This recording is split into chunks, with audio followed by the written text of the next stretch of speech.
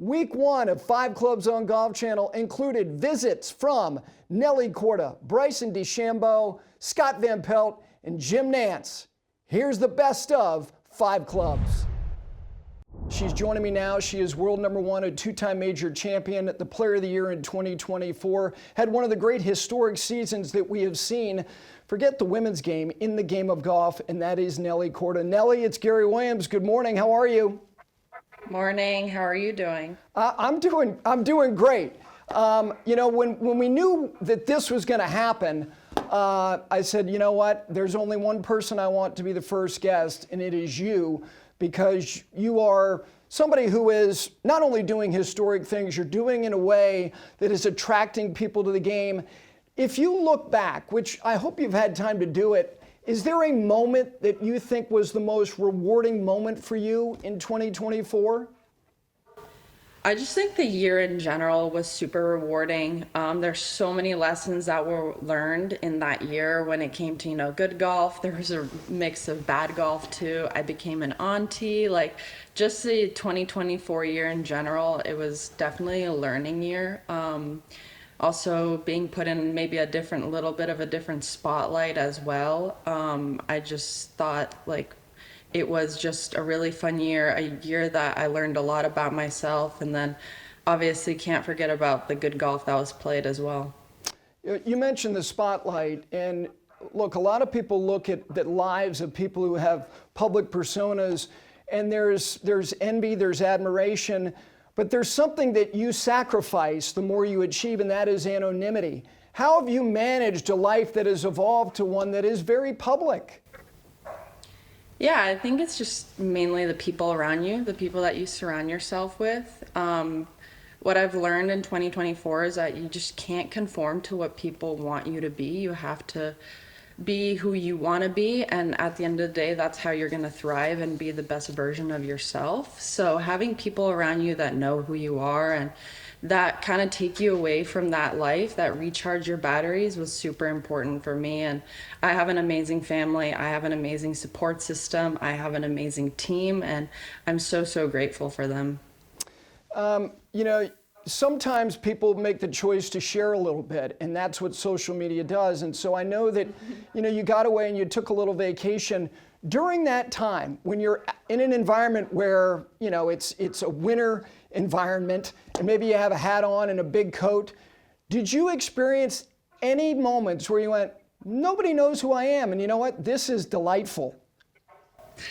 For sure. I mean, the first couple of years on tour, whenever I didn't have my visor on or hat on, everyone was like, oh my gosh, you look so different with your hair down. We didn't recognize you at all. So sometimes, it's nice to not dress in golf clothes and to kind of be a ghost that no one recognizes you. And, when you're going to a place where there's a lot of snow and you're wearing a lot of puffy jackets and a beanie, not many people recognize you. So that was a perfect moment for me to recharge my batteries and do something that I normally don't. Living in Florida, we don't see snow. So growing up, we used to always make a yearly trip out to Austria, and that was a little too far for me. So Utah was a perfect escape.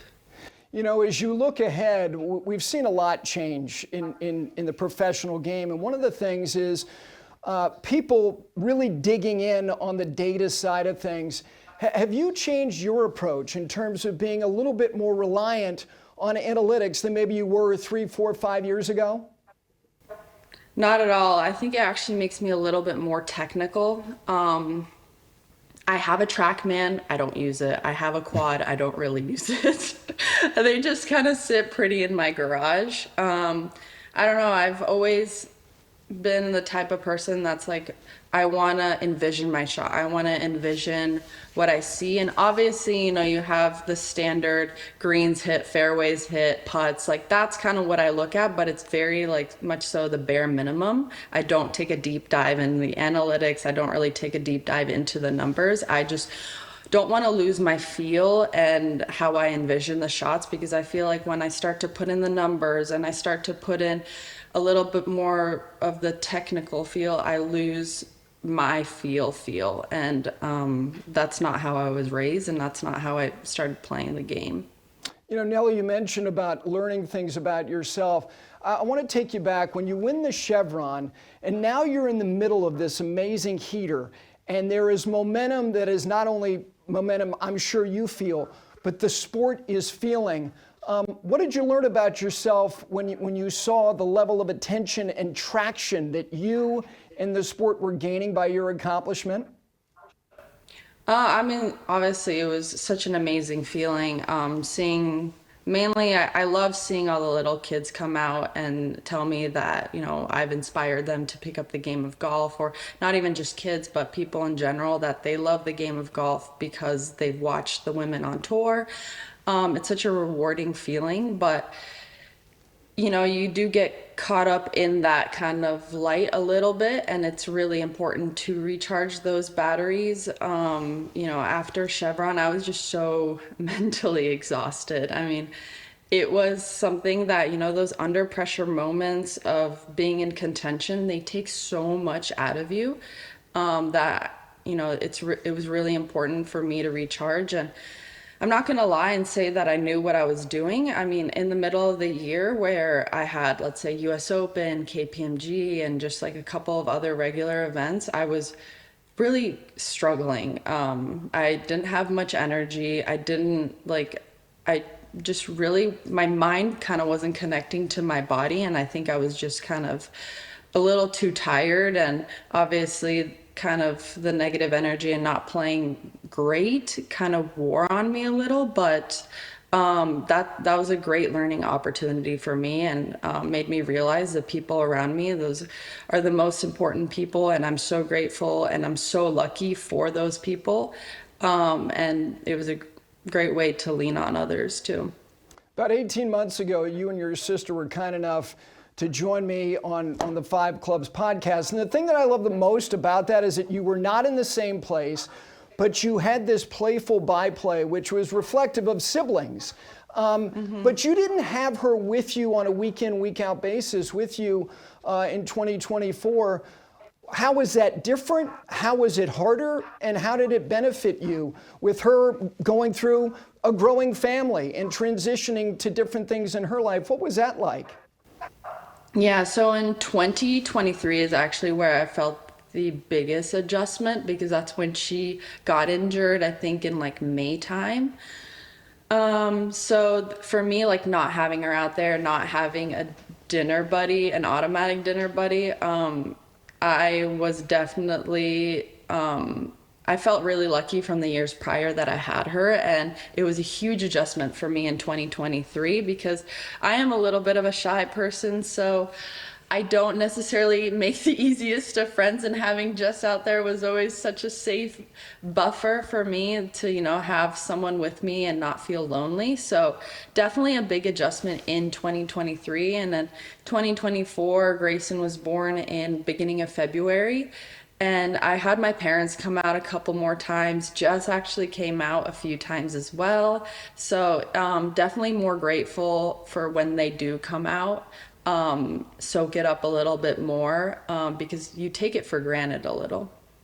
The sport, not only of women's golf, but women's sports in general, there's an ascendancy, as you know, that's going on. You shared some time this fall with Caitlin Clark, who's been on a meteoric rise in terms of what she's done for basketball, forget just women's basketball, Coco Gauff, Simone Biles. How can you in the collective keep this momentum going in the direction that it's going? Yeah, I mean, what they've done for their sports has been amazing. Getting to share some time with Caitlin at the end of the year in 24 was really cool. She's such a down-to-earth person, so it was really fun to play 9 holes with her. But, you know, at the end of the day, it's all about performance. You know, if we're performing and we're dedicating that time to our sport, training and everything, that's what's gonna bring more eyeballs to the game. And I think that's the only way to keep people interested if those top players are performing well. Do you audibilize or write down objectives, goals, ambitions for a year ahead? I did, and honestly, with every year I get injured, and every year it's my goal not to get injured and to play a full season. And for me, it's just to stay healthy and happy and, to go out and do what I love. I mean, that's the main goal. And if I check all those off, I mean, I think that there's a good chance I'm going to be playing well.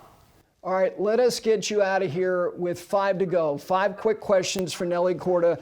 The first and last autograph that you asked for yourself. I think the first autograph was Arnold Palmer at Bay Hill. That's a pretty good one. That's as good as it gets. Yeah, and then I don't know about the last. I mean, I did ask Tiger for a photo the first year I played PNC, but I don't remember the last autograph. I think the photo, in some ways, specifically the selfie, has kind of replaced the autograph. Like, people don't, I mean, kids still do, but it's mostly, hey, can you cozy up and get a selfie? So we'll count that one. All right, give your top. All right, give your top binge-worthy series or show that you endorse for people to indulge in to start 2025. Well, I'm a big Friends person, so I love the show Friends. I mean, it's on every night on Nickelodeon, so that's a must for me. So I would say, yeah, Friends. Okay, if your family, which is one of the great sporting families and achievement families that I've ever seen, got together and everybody was in their physical prime, and we took away clubs and rackets, and we constructed a series of events, who would be the Vegas favorite? I think hands down my brother. He's definitely the most talented for me. Just his hand-eye coordination is unbelievable, and he makes everything look so smooth and easy. It's kind of aggravating, but he's definitely, I think, the most talented out of all of us. Okay, if you could either act in big budget movies or be either the lead voice in a great band, what would you do? I think my voice is awful, but I think I love music so much. Definitely would be a singer. Okay, last thing. You have to get in the car because you got stuff to do this morning. What is the most convenient and tasty item that you can eat while driving? So I've had a lot of meals on the go in the car, like probably everything you imagine. 2024, I would always have an almond croissant, but I really don't recommend that unless you have a vacuum in the car. And I would say a burger is the easiest, or some type of sandwich that you can hold. Very good choices. Nelly, I'm very appreciative. You were the #1 target when we knew this show was going to be launched. Thank you for starting our year. Look forward to seeing you very soon. Thanks so much. Thank you. It's only downhill from here, so. It's true. It's true. I mean, I get Lydia, I'm going down in the world rankings. Thank you for having me on. TGL will launch tonight on ESPN. Joining me now, he is the lead host. I don't know if he can add anything more to his plate, but he's going to. That, of course, is Scott Van Pelt. Scott, it's good to see you. Thank you for taking the time. Good morning. Happy to do it, Gary. I appreciate the opportunity. You know, it's interesting for somebody who, look, you have so much range. You can do anything you want with respect to, give me a sport, I'll dig in. But your affinity for golf goes all the way back to the infancy of Golf Channel. If you look back 10 years and you saw the proliferation of content creation and YouTube channels devoted to golf, did you see any of this stuff coming? No, I mean, if I were that clever, we'd both be sitting on a beach somewhere, right? I mean, I think we're all trying to figure out, Gary, where's content going to live? What's it going to look like? And I think, frankly, something like tonight is a great example of smart minds trying to figure out how to take something old, game of golf, marry it to new, the technology that you'll see in SoFi, and bring it to an audience in a place where it hadn't existed before. But no, I don't think any of us necessarily imagine that this is what something might look like. By the way, this is Red, my dog who's joined us. He's Big Red's in the building. The interview is made. We can wrap it up now if you want. I mean, Red making a play, strong. What's interesting, Gary, is that those that are familiar at all with my career, they'll remember I did a thing. I had a dog named Otis that used to sit in that chair all the time, and Otis passed away, and I did a big thing about it on the show. And it connected us to people because you lose a dog, and I think everybody understands. Red's the new guy. I don't know what Red is. Well, Red's just going to wander. It's fine. It's his joint. I'm just sitting here, man.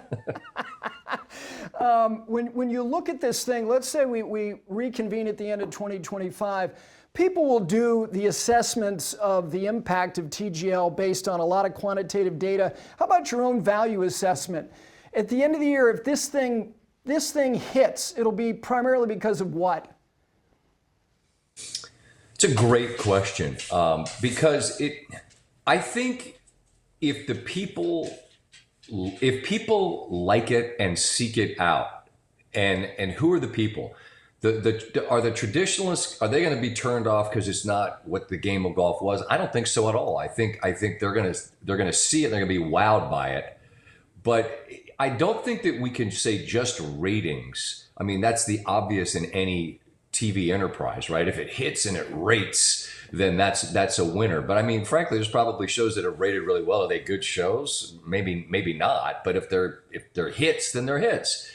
It'll be a success, Gary, if people try it and come back to it because they enjoyed what it was. And I believe that they will, because you have real horsepower here in terms of the stars that are going to be in the arena. The fact that it's different because it's not Augusta National, but it's the same because dudes want to win. And it's the same because just like when you're playing with your friends at your muni or your club, you got the hammer in your pocket. You want to throw that down and make this worth a little bit more. I think it'll work because people will identify with what makes the game so much a passion play for so many different people.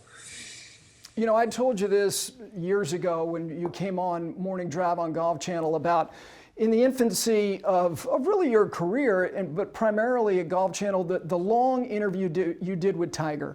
And you had a flow of lettuce that was legendary. It was magical.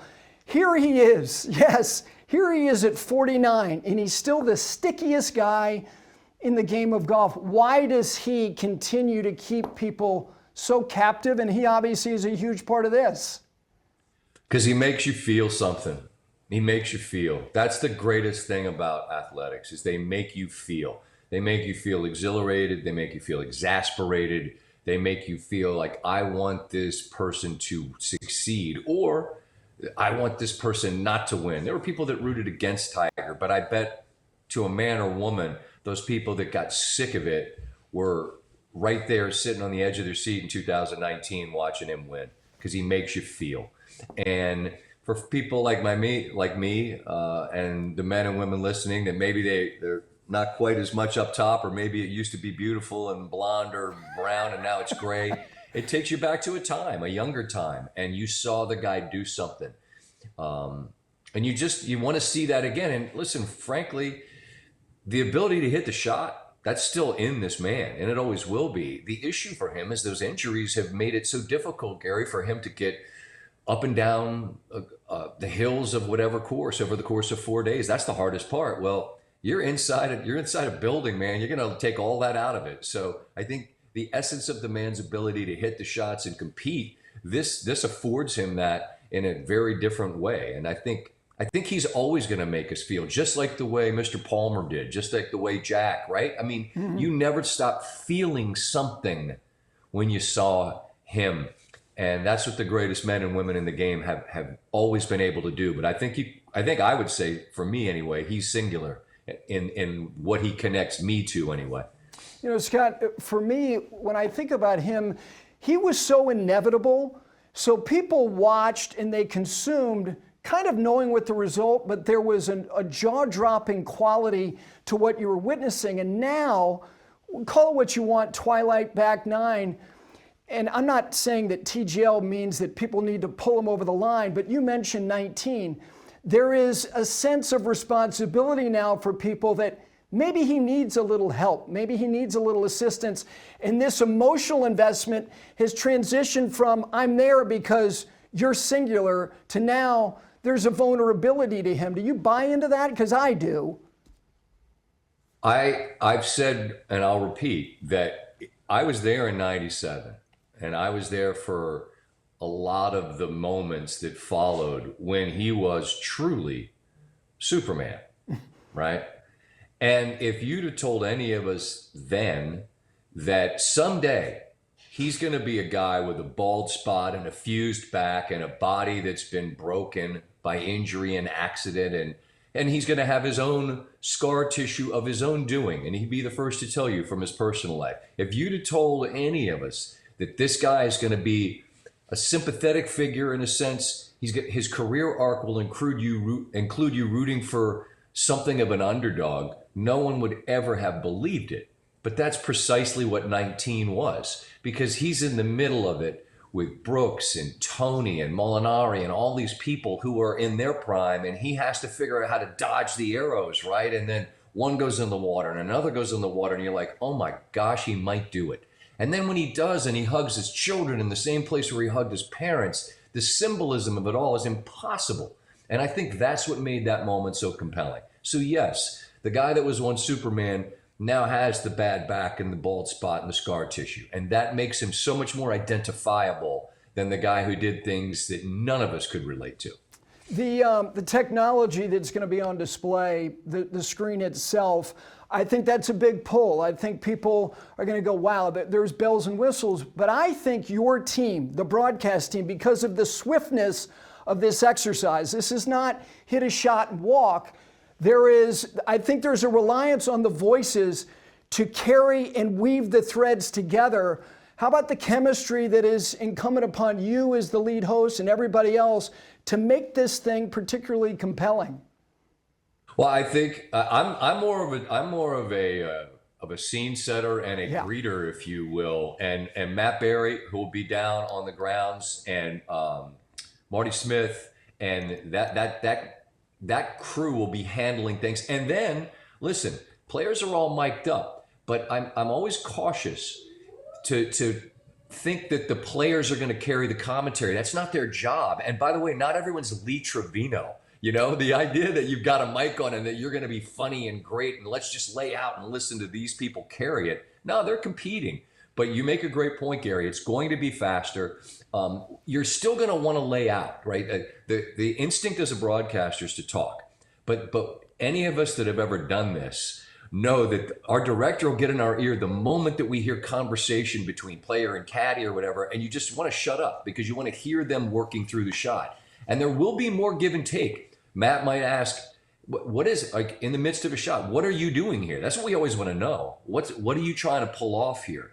So it's going to be incumbent upon us as a broadcast team, specifically to Matt and Marty there in the building, to help draw out of the competitor the thing that the players, the viewers watching have always wanted to know. But it's going to move more quickly. The technology is astounding. I've not been in the space, but I've been watching all of the practice rounds, if you will, and the warm up. And what I'll be interested to feel is how it changes with the inclusion of people, because it's an incredible space. But during warm ups, obviously there's no one there. You add the juice of a crowd and the juice of the moment, and all right, now this counts. That's something I haven't seen yet. I'm interested in seeing that. But the game's at the center of it, but the presentation of the game and how the game moves is new and different. And I'm like you and the viewers. I'm interested to see what it looks like and feels like once we start adding it up for real. You know, your nightly show is very aspirational because you've created a community. You mentioned Otis. You have personalized your journey in broadcasting, which I think is one of the most admirable things to do. You do not do an antiseptic program.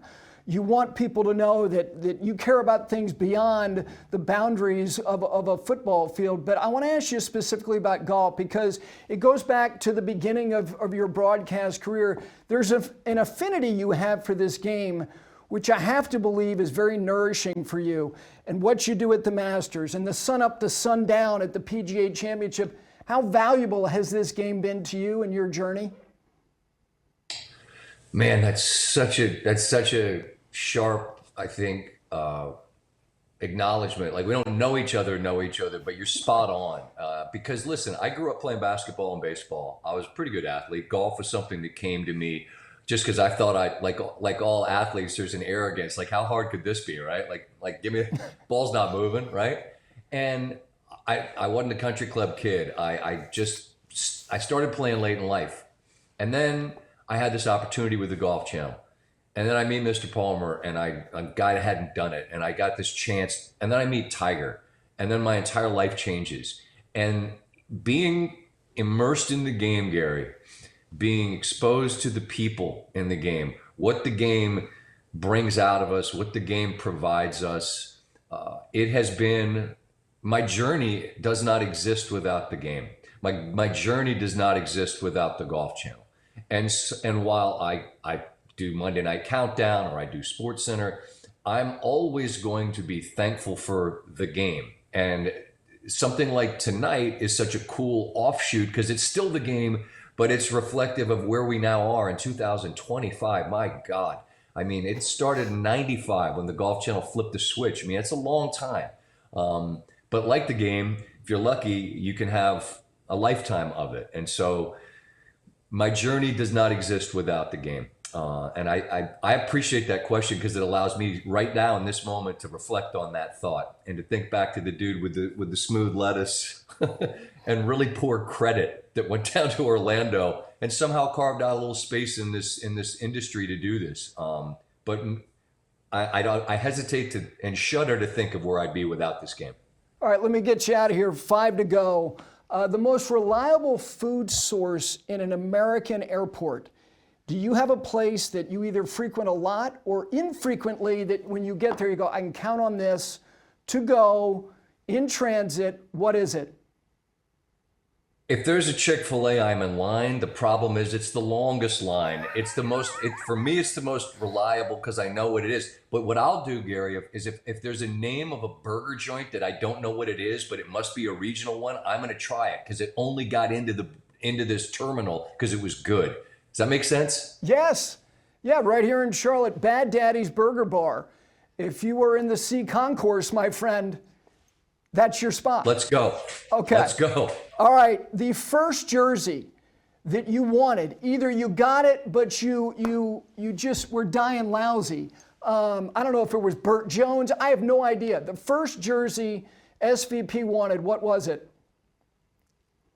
Okay, I'm a Washington guy. I root for the Orioles because right. there were no Nationals then, but I rooted for, they were then the Redskins, now the Commanders. I had a Charlie Taylor jersey. For those that don't know, Charlie Taylor was a wide receiver. He wore number 42. I had a 42 Charlie Taylor, and I wore that bad boy. It was made, Gary, of some space age. No, actually, not space age. It was some kind of polyester rayon blend that couldn't possibly disintegrate, but I wore it to the point that it did. Excellent answer. The guy who was in that backfield, I lived in Midlothian, Virginia for a year and a half. It was their Super Bowl year. Larry Brown, who was 43. Excellent. 43. Yes. That's great. Yes. All right. The book that always will make you laugh if you read a line, a paragraph, a chapter, of the whole thing. A book you can count on to make you laugh. A Confederacy of Dunces. Do you know the book? I do not. Okay, check it out. Okay. It involves a guy that eats hot. It's lunacy, but Confederacy of Dunces. Check it out. Okay. All right. The first girl you passed a note to in class, and where is she now? Oh my gosh. I think Linda Savage was my fifth grade girlfriend because we played volleyball, a tetherball at recess, and I think we were going together. I don't know if she knew that, but I did in my brain. No idea of her whereabouts now? No. I'm old. Life has taken us all in places. I have no idea. I hope she's well. I hope she's happy that she dodged this bullet right here. I actually asked a similar question to Horschel recently, and it was actually about who he took to the junior prom. And he said, I had a great time. I don't remember her name. He's not 77. Ooh. He's like 37. Yeah. I think, hey, listen, I think the Billy's wiring, I love talking to him, but it doesn't surprise me. I think Billy's, he's got other things that are at the forefront of his mind at the moment than who he took to the junior prom. Although you should remember that name. I just pulled Linda Savage out of my back pocket, for God's sake. Very impressive. All right, last thing. The player in the golf space, and you know, I know how all these guys are. They get around you and they're just going to pepper you with questions about every other sport.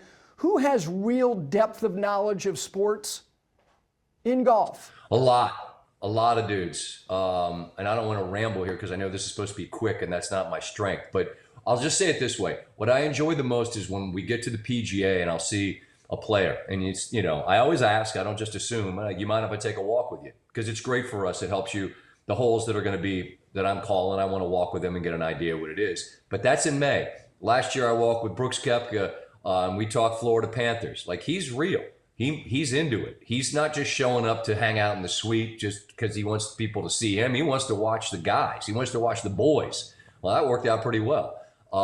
He's a massive sports fan. A guy like JT loves the Tide. A guy like Keith Mitchell loves the Dogs. And the thing that I think helps connect me to these people is not just that I've been in the game for a while. It's that I cover the sports that so many of them consume and are so passionate about. So I guess what I'm saying is, Red is not pleased. The thing I'd say about these guys is that largely, overwhelmingly, they're not just counterfeit Hollywood fans pretending. Like, they're not throwing on a jersey for a photo op. They're in it, man. They love to watch other people compete. But it's a long list. Those are just a few of the names that I'd say. Gary Woodland, by the way, was with the crew walking with Brooks last year, and we talked KU hoops. As you know, that's a great athlete, and I mean, he could have been that if he wasn't what he is. And it's just a blast to spend the time. I always say, listen, I appreciate you. You know, I hope I didn't get in the way. And he's like, hell no. It's like talking sports for however many hours on the walk kind of takes the air out of the balloon, which is that's kind of a cool thing to hear. Listen, have a very good show tonight. Thank you for taking the time. Look, we're not even 2 days into this. Red is already top of the food chain. He was behind you there for a moment, and it was almost like a statuesque pose. He looked very stout. He looks very athletic. He's a 100-pound ball of muscle. I'll just say for anybody, if you're a dog uncertain, like should I or shouldn't I, get yourself a Rhodesian Ridgeback. You'll thank me later. They're noble, regal, incredible creatures. I'll miss Otis forever, but my guy Red he's filling in quite capably. Scott, thank you so much. I really appreciate it. Gary, all the best, man. It's great to see you in this space. You're fantastic. When you hear the voice, you know that you're in good hands. It doesn't matter what he's doing. I know he doesn't call the Final Four anymore, but he will go from Denver this past weekend. And this is a little small window we've got him in because he's got to get to Orchard Park and focus in on Wild Card Weekend. But kind enough to join me now is the voice of golf, not only on CBS, but he's the soundtrack of so many of our lives. Jim Nantz, my friend, good morning. Hello, friend. What a pleasure to be on with you, Gary. And all is right in the golf universe now that you're back on Golf Channel. This is really good, special. Jim, thank you. You know, I know how you can compartmentalize the things that you're focused on now, which is the National Football League, but I know I can get you to reflect and also project a little bit. When you think back about Scottie and the ride that he gave everybody, and how sustainable this might be, I think he's different in some very particular ways. Can he keep this ride going? I don't see any near turnaround the other way in sight. I think we're actually just on the front end of this, Gary. There's going to be a long, glorious run for him. I really believe it. He's got the game, he's got the focus, and he's motivated by legacy. You know, legacy is something that, to me, has value. And when you see it in someone, it's special to recognize. It's not about the money. It's not about anything other than trophies and victories. And that will sustain him for a long time. You know, Jim, I was talking to Scott Van Pelt in the last segment, and I could talk to you about Tiger for days and days about why he's so captivating. What is it about Scheffler as we embark on 2025 and you expect to be calling a number of winning calls of him winning significant golf tournaments? How can he hold an audience? Why should people feel captive to what he's doing? I think people just eventually come over to the category of greatness, just being mesmerized by greatness. Listen, you can go through the history of golf. There have been a lot of players that were starring, excelling, and it took a while for the public to fully embrace them. Now, I'm not saying that Scottie isn't loved and embraced, but there's another level still to be found, because people are going to just recognize what he has, and that is a skill level that could be generational. So I'm not too worried about all those things that people want to talk about, how he's received, how we look at him. He's a great person, and you have to admire not only his game, but what he's motivated by, what I talked about before. Sit back and enjoy and watch somebody who really cares about winning and doing what's best for the game, which I believe is what every one of these players that's out there, they were motivated originally for love of the game, passion of the game, wanting to be great at something. It wasn't about anything other than trying to be great. And too much today in this game is about money.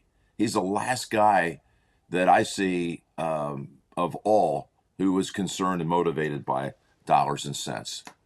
You know, I think back, one of the great byplays in broadcast history to me was the first big moment that you were thrust into. And it only happened because Nicklaus backed off on 16 and you appealed to Tom Weiskopf. And I mention that because the obligation you have to provide historical context to things as they are happening, and then in the aftermath, Rory and Augusta National, if he crosses this Rubicon, give me a sense of what this means for him and historically what it means for the professional game. Look, I think there are going to be other major championships that are going to fall into the hands of Scottie this year, but we know he's won 2 of the last 3 at Augusta. He's won making it look easy at times, so there's no reason why there aren't more green jackets coming his way. But I appreciate what you said about context. I really feel like people often ask, what does it take to get in this business? And I have a son that wants to be a broadcaster one day, and it's not about stats. It's about heartbeat. It's about context. It's about history. And one of the many things that I love about our game is that we care so much about context and history. And all of this has been filed away in my head for a long time, since I was a little boy, knowing the names of the people. I appreciate you just bringing up Tom Weiskopf and that epic moment in 1986 as Jack stood on the 16th tee and just coming off eagle at 15. And I was just a few years removed from college and scared out of my wits, trying my best to look like I belong there and sound like I belong there. And I brought in Tom Weiskopf to help bail me out and get me through a couple of anxious moments. And that back and forth was very special to me for a number of reasons. And it really started a friendship that I had with Tom until we lost him a little more than a year and a half ago. He was, I idolized him as a kid, as a golfer, and to one day grow up and be a broadcaster with him, and then see life take its course, and one day, in fact, deliver the eulogy at his funeral. It all came, full circle, I guess you could say. And that moment really started that friendship, that relationship, live on the air with one guy who was an experienced Masters player, 4-time runner-up, and one kid who's trying to masquerade like he belongs there. The CBS golf team, we have a new tradition. You calling golf from Kansas City. We may get it again this year. The transformation of the team, if you look at the faces and the voices over the last couple of years, and you guys have, as somebody who is, watches and consumes it, not just for the performance, but the execution of the broadcast, chemistry. How do you define it? It's real. That's how I define it. It's authentic. And there's something about, and I'm so proud to be a part of the team. We've had very few leaders through the years. It's like kind of the Pittsburgh Steelers with Noel and Cowher and Tomlin. I mean, we've had Cherkinian, Barrow, and Shai. We've had 3, basically the same time span. We're talking about the Steelers have had 3 coaches. And it starts with leadership. And, Frank built the model. he set the template about having people interact and all having something a little bit different to say, having different perspectives. But I love my teammates, and I love my teammates of yesteryear too. It's a very close knit group. I'm excited to be back with them. We're just a couple of weeks away.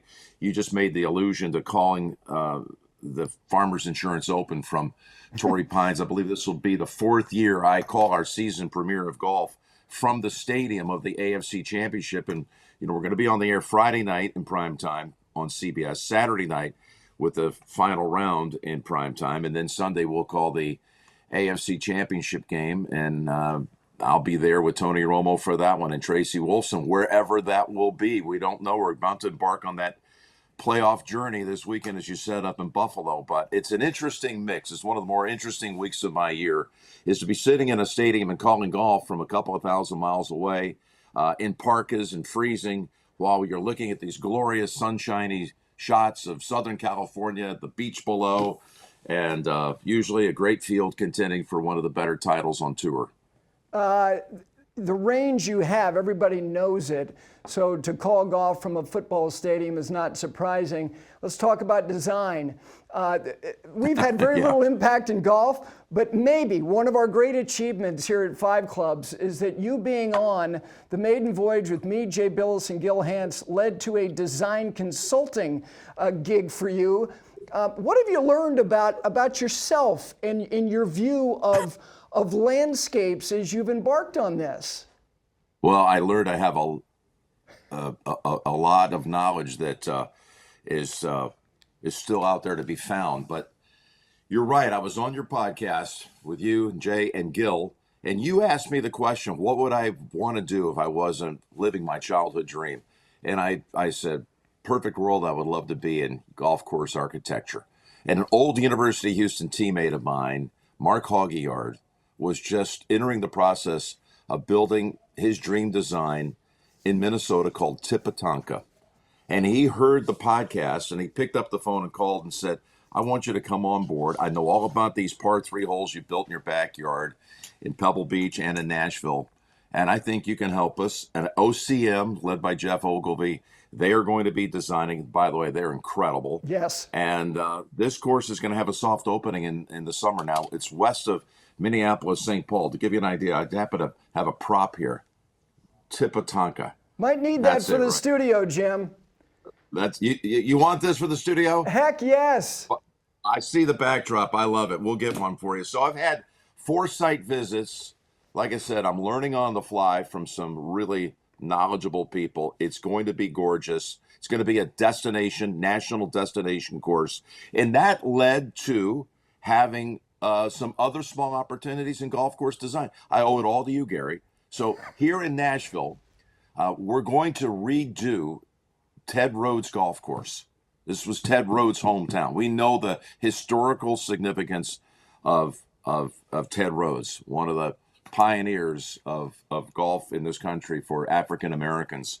And Bruce Hepner is the designer here, and I'm going to be his number 2 on this, a little bit even bigger role. And we're going to make this thing shine and make this something that's a testament to what Ted Rhodes meant to the game of golf. And even my old club up in Greenwich, Connecticut, is working with OCM on a project, the Stanwich Club.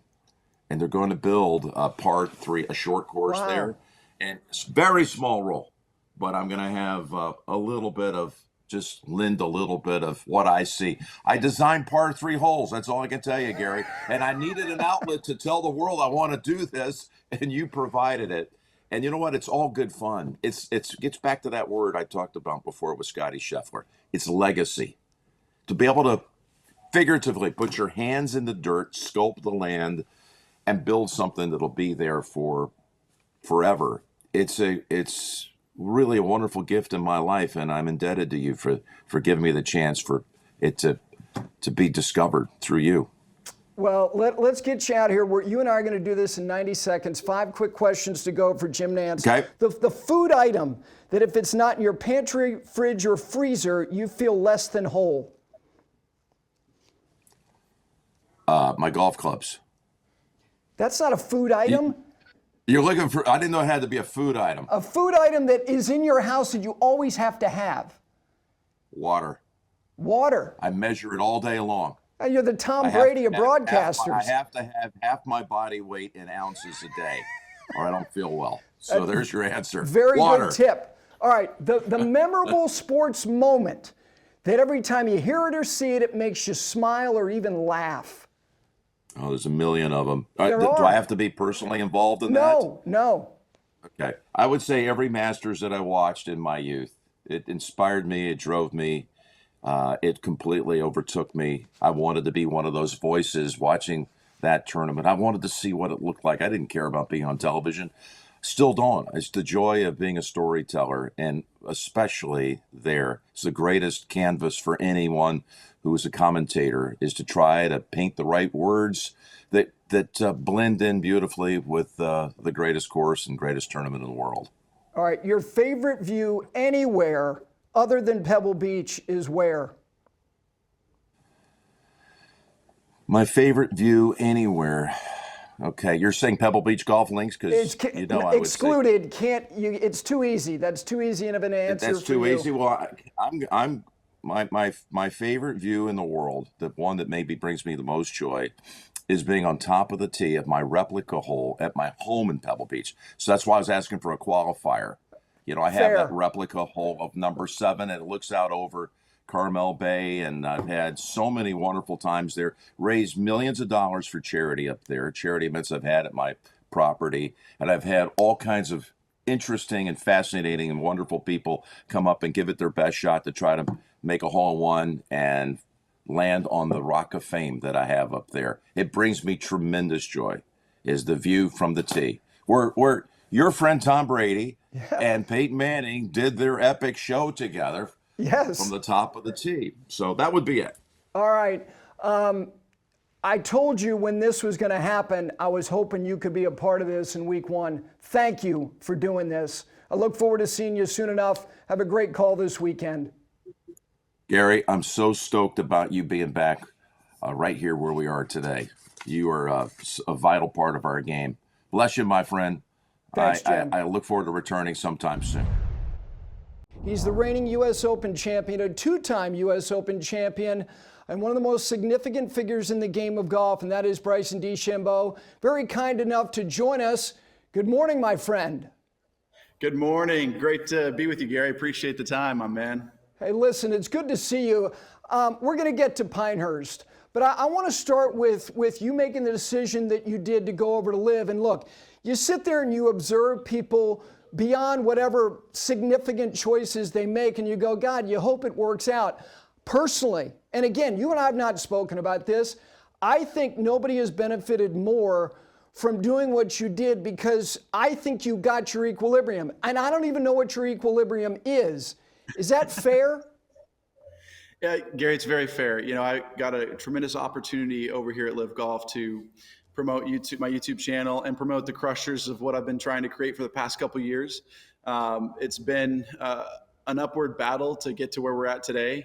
But you can see the likes of, the crushers and then Reebok obviously doing what they're doing with us now. And, the dominoes are kind of starting to fall, which has been fun to see the transition of companies and how they view Live Golf. And I feel like there's space in this ecosystem, this great game of golf, to have multiple ways to consume professional golf. And I really think it's just an additive at the end of the day. Ultimately, it will be an additive. We're obviously working the details out of that right now. But long story short, this disruption, I think, will ultimately be good for the professional game. It's just going to take a little bit of time. Your curiosity, people, as they got to know you, it was about, the choices you made in terms of your clubs and this setup. But your curiosity has obviously expanded way beyond that. You mentioned the YouTube following. As you've grown this audience and you've tried to understand what people's likes are and what they want to consume, I don't want to ask you what you've learned about them. What have you learned about yourself? I've learned how to become more of who I am. Learn more about who I truly am as a person. Those are the biggest things that I've learned from YouTube golf. I can't tell you how many times I see the reaction of people in the comments and whatnot. And just in interactions when I go to a tournament, when they're talking about my YouTube channel more than they are like a US Open win sometimes. And it's really inspiring, honestly, to showcase a different side of the game that's not been previously, really dove into. I mean, no professionals really dove into it, and you start to see the likes of Phil Mickelson, and then obviously what Grant Horvat just did with Tiger. Yeah. I think that's coming out today, and you're just starting to see this landscape grow, which is, I think, ultimately what is going to be good for the game of golf. And so when I'm looking at the fans, when I see the fans, I see a person. I see someone that wants to be entertained and wants to feel a part of a person's life, right? And creating that empathetic, loyal relationship between each and every individual is so important to me now, because it's made me a better person ultimately. I've learned a lot from my fans, and that's what I can say about it. Is they've given me that opportunity to discover more of who I am, and also help me understand what others want from the game. You use the word disruption. You've traveled the world more than you ever have over the last couple of years. And you've learned about cultures, but the global golf consumer, what do you think they want? I personally think they want entertainment. From what I've seen, they want to see cool shots, cool entertainers, interesting people. They want storylines. They want to feel a part of something that's bigger than just their small little community. They want to be a part of this global golf landscape. And I think that's what's really cool. Going to Hong Kong for the first time last year was eye-opening to me. Adelaide, seeing how many golf fans are in Adelaide, and the thousands and thousands that showed up to watch us and root us on and be crazy and throw stuff around and interact with us was really cool to see. That the American sport that we know and love, that's golf, is great. It's fantastic, and we want to continue to bolster that relationship with the American golf consumption. But it's so much bigger outside as well, like Hong Kong, Singapore, even in Riyadh that we're going to this year. I'm excited to see that city. We've got the UK that didn't really go much to other than the British Opens, and now we're getting to see more of that landscape. It's fascinating. It's fascinating to see how much people love this great sport all across the globe. And there's a bunch of opportunities across the globe. We're talking to people in the Philippines right now, in India. I'm going to India for the first time. I'm excited to see that. Get to see the Taj Mahal. It's going to be fun. I'm really excited to continue to grow this great game across the globe. You created one of the great moments, not just of 2024. It's indelible. It will stand up forever. The third shot on the 18th at Pinehurst #2 to secure your second U.S. Open. I think there were other moments. They may not be as paramount as that. During that final round, as I was following you, I was between you and Rory's group. And so I'd move ahead and then I would fall back. I want you to tell me two other moments that were so important to holding the fabric of that round together to get you to that opportunity on 18. I'd say my probably second favorite moment, other than getting up and down, was the putt and the up and down that I made on 8. Yep. So hitting it to the right in the trees off the tee, punching it out. I mean, if I hit that thing straight, it goes out of bounds into the houses. Luckily, I cut it around enough. It didn't get all the way to the green, but went through the trees and over the left side of the green, and I got that up and down. That was pivotal. I was over the green twice in the tournament, and I got up and down both times. That, to me, was a gigantic moment. And I'd say the other moment had to be on the 13th tee box when I saw Rory go 2 shots ahead of me, and I looked at G-Bone and was like, oh, my gosh, he's running away. And he goes, Bryson, you got a bunch of holes left. What are you doing? You can drive this hole and you can make a birdie coming in and you're just right there. You're fine. And so him keeping me in that moment, hitting that 3-wood up onto the green, was pivotal for me to get back in the right mindset to give myself a chance to win. You're right about 8. And 8 and 9, first of all, I love the location of the 2 holes. Rory hits a very good tee shot on 9. He's got a very good birdie putt. He makes it. You make the par save on 8. I thought that was huge. But here's the other one.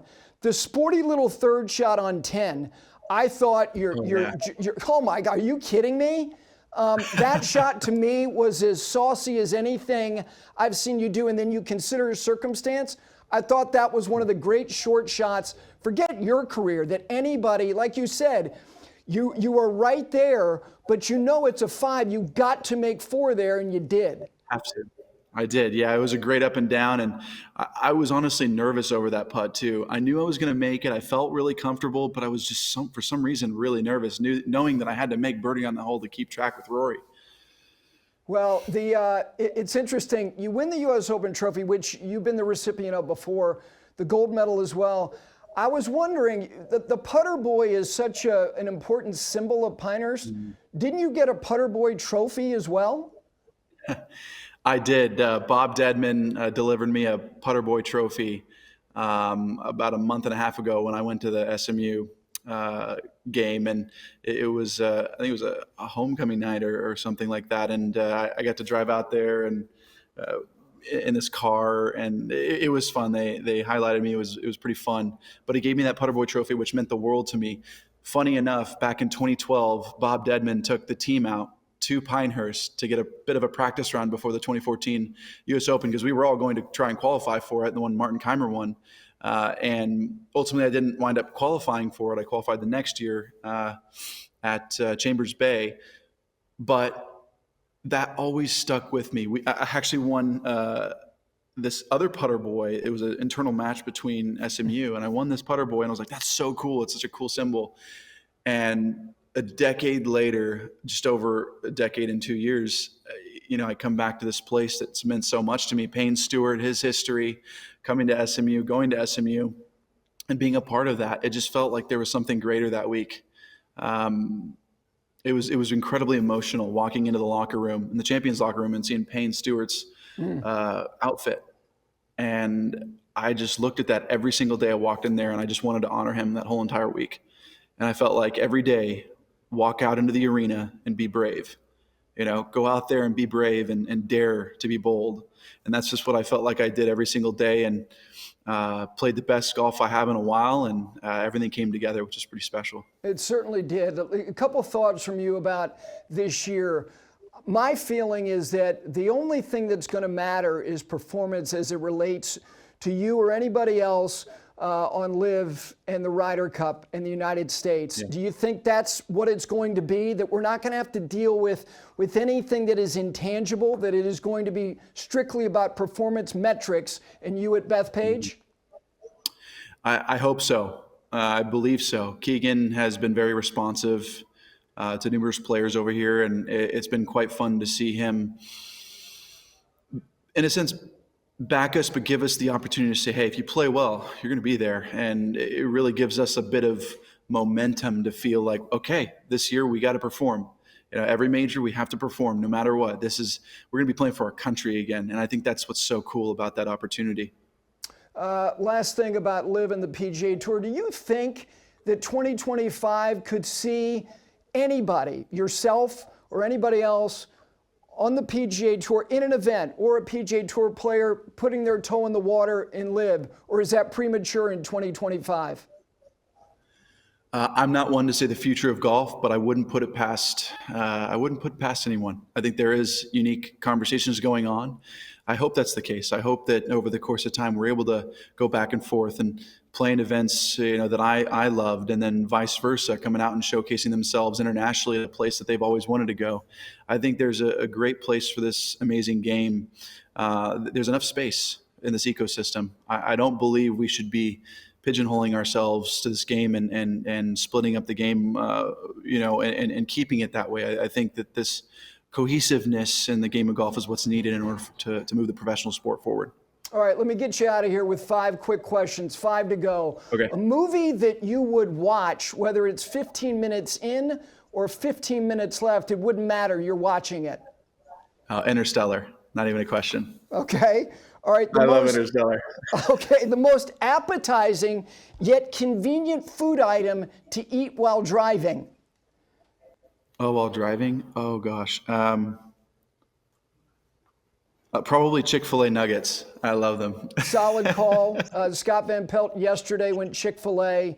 in terms of a place in an airport that is the most reliable place as far, and not that you're going into terminals lately or ever again. Internationally, I do now. Come on.